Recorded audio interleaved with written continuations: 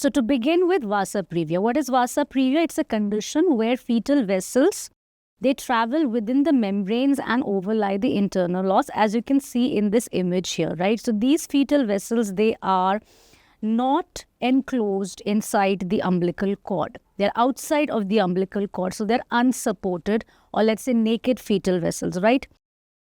And in type 1 of vasa previa, it is associated with velamentous cord insertion.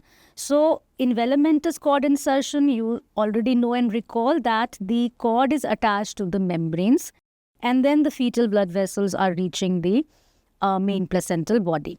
And in type 2, the involved vessels, they can span between portions of bilobate or succensurate placenta. So there may be a possibility that there is one placenta right here, the main placenta, and there may be additional extra lobe of placenta. And you know that in bilobate or succensurate placenta, there is a connecting, sheet of vessels, or sheath of vessels running in the membranes is also there. So there could be type 1 or type 2 vasa previa as well. Now, it is understandable here that the condition vasa previa is more likely if the velamentous cord insertion or these bilobate or succensurate placentas, they are also simultaneously at the same time associated with, a low-lying placenta. So if there is associated low-lying placenta, then it becomes more likely a situation to occur. However, even then, vasa previa is rare. The incidence, if you look at it, is somewhere 1 in 2,000 to 3,000. Okay. Now, when we look at the clinical presentation, especially in situations where we do not have an antenatal diagnosis, can be very dramatic and devastating at the same time, because you can understand that these are naked fetal blood vessels and they are running here at this crucial location. And as and when the woman will go into labor, let's say, or as and when she will have rupture of membranes, then these fetal vessels are also going to rupture. Now, with that, there will be bright red vaginal bleeding. Bright red vaginal bleeding is going to be there, but this bleeding is fetal bleeding. Recall that the fetal blood flow is somewhere in the range of about 400 ml per minute. So in a matter of minutes, the fetus could be losing its entire blood volume and may get exsanguinated in the process. And that's why this dramatic presentation has a very high fetal mortality. Okay, about 75 to 100% risk of fetal mortality, right? So she may present in the context of antepartum hemorrhage, but here it is the fetus's life who is at immediate risk, all right? So then again, because of such a sudden fetal exsanguination, you may see sudden fetal bradycardia, and the fetal heart rate is not picking up. One may also see a sinusoidal baseline, or one may see late decelerations as well. Okay. And other than that, in case such a dramatic presentation really doesn't happen, even then, you can understand here that these are naked fetal vessels and they may get compressed by the fetal head. So the fetal presenting part right here could be compressing these fetal blood vessels and causing fetus hypoxia in that process. So all in all, yes, the fetus is at increased risk. And most of the times the presentation is so dramatic that we would be ending up with an emergency cesarean section for the fetus's sake any which ways. However, there may be times, though unlikely, which is, let's say, for example, in case the bleeding is not heavy, in case, let's say, there is no urgency for cesarean section for the fetus sake, right, or for maternal sake also, okay. The clinical picture is not fitting really. You're not really sure. I mean, had there been an urgent need for cesarean section, that would have been in the form of a sudden fetal distress, for which we would have acted accordingly and taken up for immediate cesarean section. So we would have based our decision on the fetal heart rate parameters any which ways, right?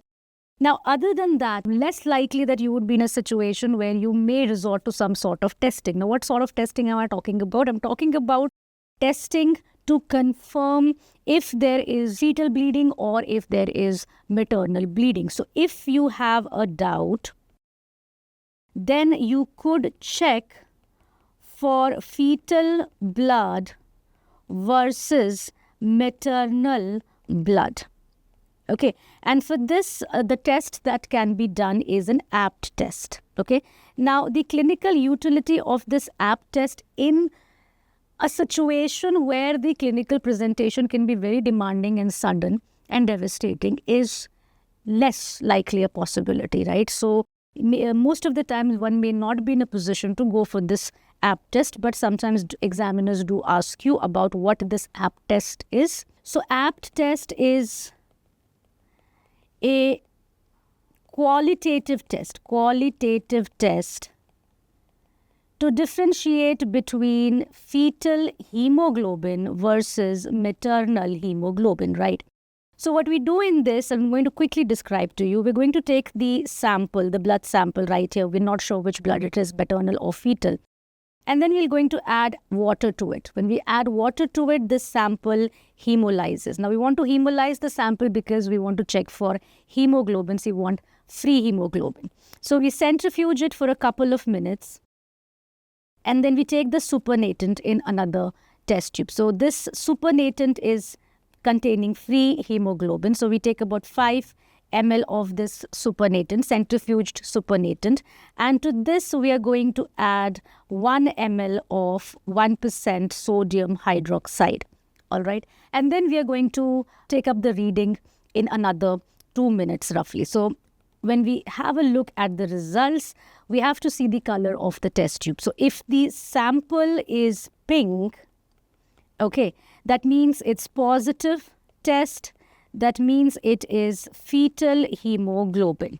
Okay, fetal hemoglobin is resistant to the action of alkali.